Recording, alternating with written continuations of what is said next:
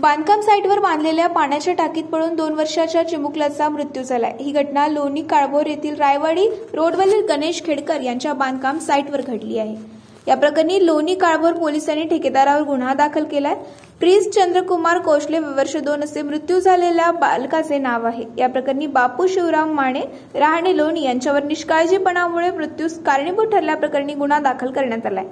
याबाबत पोलीस हवालदार विजय नथू जाधव यांनी लोणी काळभोर पोलीस ठाण्यात फिर्याद दिली आहे।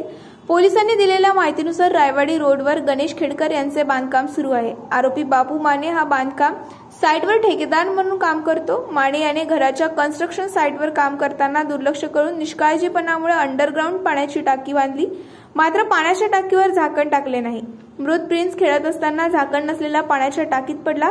टाकीत असलेल्या पाण्यात बुडून प्रिन्सचा दुर्दैवी मृत्यू झाला। या प्रकरणी पोलीस पुढील तपास करीत आहेत।